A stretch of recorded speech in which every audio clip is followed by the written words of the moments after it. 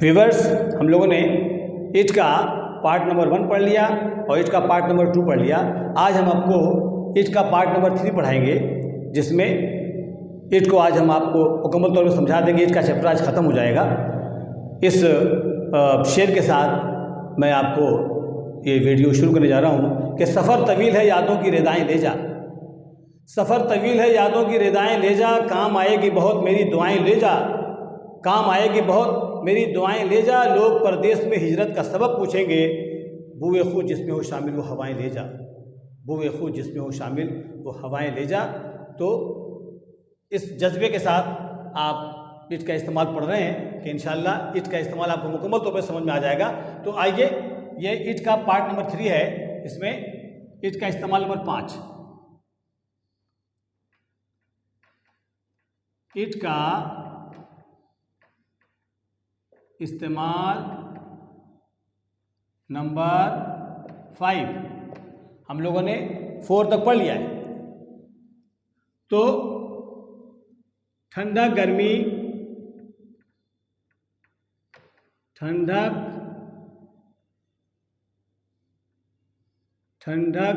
गर्मी, जाड़ा बरसात व मौसम को बताने के लिए व मौसम व अंधेरा व उजाला, अंधेरा व उजाला को बताने के लिए, उजाला को बताने के लिए सबसे पहले इट का इस्तेमाल करते हैं। सबसे पहले इट का इस्तेमाल करते हैं।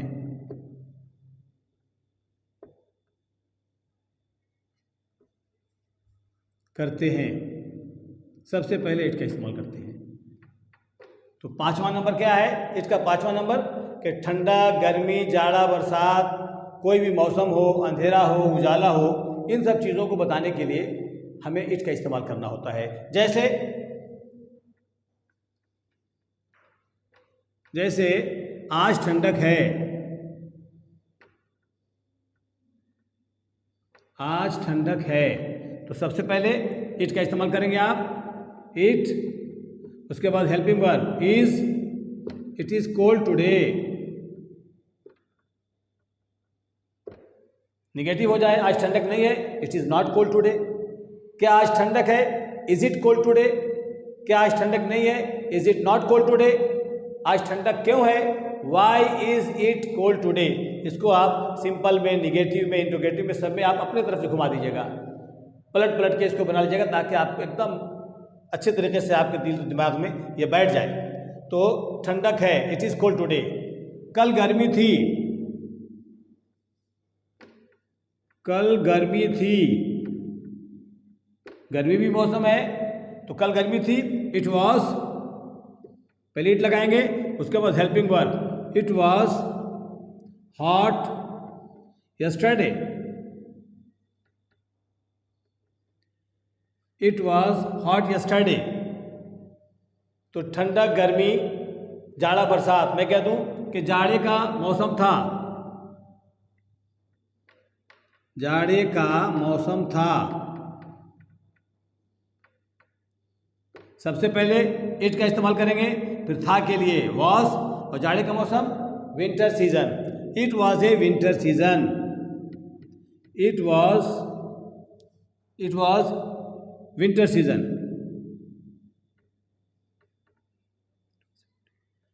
It was winter season. गर्मी का मौसम होगा, आ जाए कि गर्मी का मौसम होगा, होगा होगी आएगा, तो क्या लगाएंगे?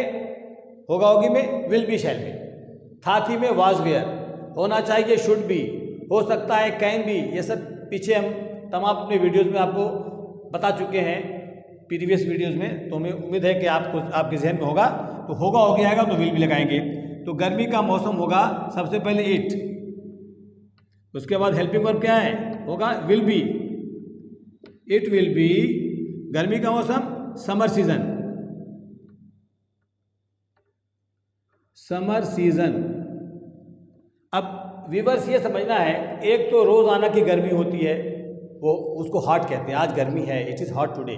लेकिन एक गर्मी का मौसम होता है, वो 4 महीने का होता है, तो जो मौसम होगा वो सीज़न कहलाएगा, और जो रोज़ाना का मौसम होगा उसको वेदर कहते हैं, WEATHR, वो वेदर है जो डेली आता है, कभी गर्मी कभी जाड़ा कभी कुछ, वो वेदर है जो रोज़मर्रा हम जिसका इस्तेमाल करते हैं। लेकिन जो 4 महीने का मौसम है उसको सीज़न कहते हैं। तो ये 4 महीने वाला है, गर्मी का मौसम होगा it will B summer season, जाड़े का मौसम था, ये 4 महीने वाला जाड़ा जो होता है ये वो मौसम है, इट वाज विंटर सीज़न। लेकिन हम कहते हैं कि आज ठंडक है, तो वहाँ पे हम सीज़न नहीं लगाएंगे, वहाँ पे कोल्ड लगाएंगे, आज ठंडक है, इट इज़ कोल्ड टुडे, आज गर्मी है, इट इज़ हॉट टुडे। लेकिन गर्मी का मौसम होगा तो समर सीज़न, जाड़े का मौसम होगा तो विंटर सीज़न। तो गर्मी का मौसम होगा it will B summer season, इसको आप चाहें तो सिंपल निगेटिव में पलट दीजिएगा। तो ठंडा, गर्मी, जाड़ा, बरसात, मैं कह दूं कि बारिश हो रही है या वर्षा हो रही है, वर्षा हो रही है, सबसे पहले क्या करेंगे, आप इट का इस्तेमाल करेंगे, इट हेल्पिंग वर्ब इज है, इट इज रेनिंग। अभी आपको मैंने टेंस नहीं पढ़ाया है, जब मैं टेंस में आऊँगा तो रहा है, रही है, रहे है, ये प्रेजेंट कॉन्टिन्यूअस टेंस में है। इसमें एक वचन में इज लगाते हैं, बहुवचन में आर लगाते हैं, आई के साथ एम लगाते हैं, और वर्ब में आईएनजी लगाते हैं। ये मैं डिटेल में आपको बताऊंगा। अभी ये सेंटेंस आ गया, बहुत सिंपल है, इसलिए मैं इसको बता के चल रहा हूँ। तो वर्षा हो रही है, इट इज़ रेनिंग, और वर्षा हो रही थी, इट वॉज रेनिंग। वर्षा हो रही होगी, इट विल बी रेनिंग।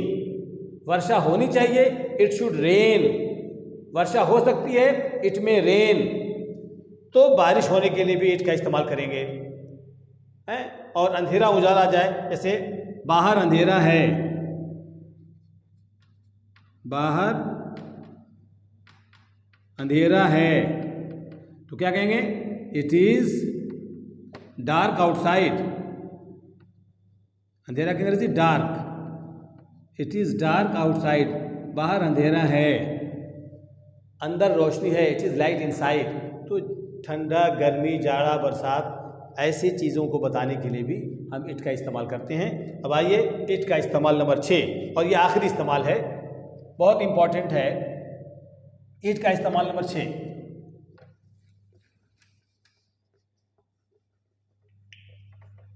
ये जो भी इस्तेमाल आपको मैं बता रहा हूँ, इसको आप अपने सेंटेंस में इस्तेमाल करके इसकी खूब प्रैक्टिस कर लीजिए, ताकि आपके दिल दिमाग में एकदम बैठ जाए। तो छठवां इस्तेमाल है इट का इस्तेमाल नंबर 6। इट का इस्तेमाल नंबर 6।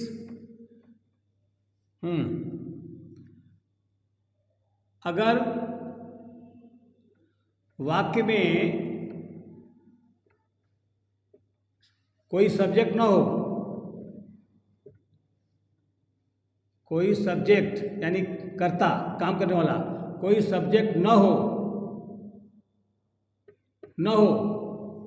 और वर्ब, और वर्ब के आखिर में ना लगा हो, जाना, खाना, पीना, ना लगा होगा, ना लगा हो, और वर्ब के ठीक आगे, और वर्ब के ठीक आगे,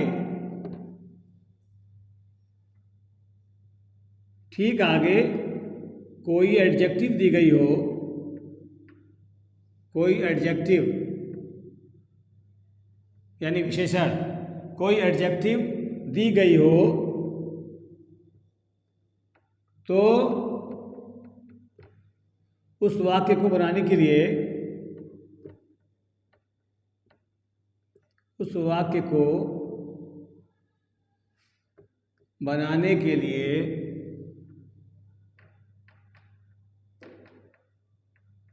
सबसे पहले it plus helping verb plus adjective plus two plus verb का फर्स्ट फॉर्म प्लस etc इस नियम का इस्तेमाल करेंगे, इस स्ट्रक्चर का इस्तेमाल करेंगे। अगर वाक्य में कोई सब्जेक्ट ना हो और क्रिया में ना लगा हो, जैसे स्कूल जाना ज़रूरी है, कौन स्कूल जा रहा है, जाने वाले का पता नहीं, the subject is not known in this sentence. तो जब सब्जेक्ट का पता ना हो और स्कूल जाना जा में ना लगा हुआ है, खाना बनाना ज़रूरी था, खाना बनाने वाला कोई नहीं है और खाना बनाना इसमें ना लगा हुआ है और ज़रूरी जो है वो एडजेक्टिव है।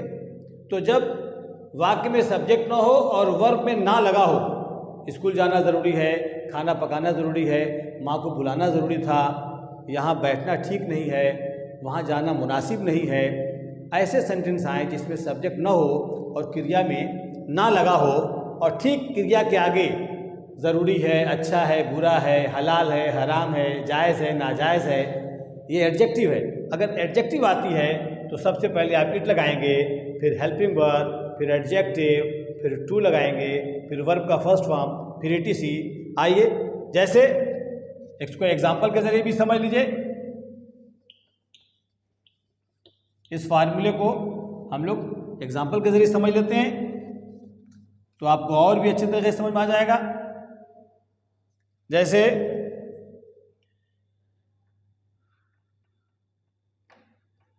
स्कूल जाना ज़रूरी था, स्कूल जाना ज़रूरी था।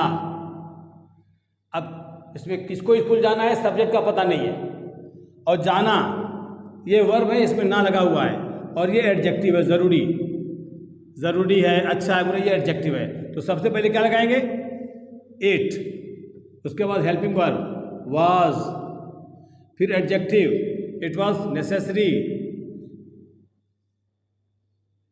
उसके बाद टू लगाएंगे, it was necessary to go to school,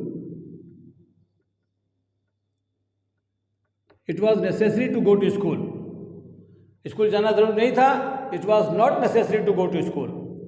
क्या स्कूल जाना जरूरी था, was it necessary to go to school, school जाना कैसे जरूरी नहीं था, how was it not necessary to go to school. इसको आप अपने से पलट के और इसका इस्तेमाल कर लीजिएगा। तो स्कूल जाने वाला कोई किसी का पता नहीं चल रहा है कि कौन है, लेकिन स्कूल जाना ज़रूरी था, इसमें सब्जेक्ट नहीं है और वर्ब में ना लगा हुआ है और वर्ब के बाद एडजेक्टिव आया हुआ है, तो हम इसको इट से बनाएंगे, it was necessary to go to school. खाना बनाना, खाना बनाना तुम्हारा काम है, तुम्हारा काम है। अब इसमें सब्जेक्ट कहने वाले का पता नहीं है, कौन कह रहा है, खाना बनाना तुम्हारा काम है, ये कौन कह रहा है, कहने वाला ही सब्जेक्ट होगा और कहने वाले का पता नहीं, सब्जेक्ट का पता नहीं है, ऑब्जेक्ट का पता है, ये तुम्हारा काम ऑब्जेक्ट है। तो खाना बनाना तुम्हारा काम है, सबसे पहले इट का इस्तेमाल किया, it is your duty to cook food, it is your duty, तुम्हारा काम है, it is your duty to cook food. यहां बैठना ठीक नहीं है, it is not proper to sit here, यहां बैठना उचित नहीं है या ठीक नहीं है।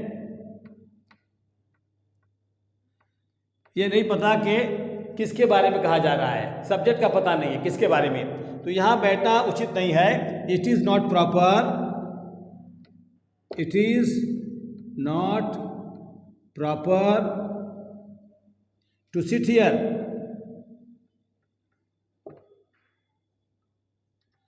तो ये इट का इस्तेमाल मुकम्मल हुआ। इट के कुल 6 इस्तेमाल थे, इसको हम लोगों ने बारी बारी करके इट का पूरा इस्तेमाल आज मुकम्मल हो गया। तो मुझे उम्मीद है कि इट का ये 6वां इस्तेमाल, जिसमें वाक्य में कोई सब्जेक्ट नहीं होता और क्रिया के अंत में ना लगा होता है और क्रिया के ठीक आगे कोई एडजेक्टिव दी होती है, तो ऐसे सेंटेंस को बनाने के लिए आप सबसे पहले इट का इस्तेमाल करेंगे, फिर हेल्पिंग वर्ब, फिर एडजेक्टिव, फिर टू प्लस वर्ब का फर्स्ट फॉर्म। जैसे स्कूल जाना ज़रूरी था, it was necessary to go to school. माँ को बुलाना ज़रूरी होगा, it will be necessary to call mother. क्या यहाँ बैठना ठीक नहीं है, is it not proper to sit here. वहाँ जाना क्यों ज़रूरी नहीं है, why is it not necessary to go there. तो व्यूअर्स, मुझे उम्मीद है कि इसका ये पूरा इस्तेमाल आपने बेहतर तरह से समझ लिया होगा।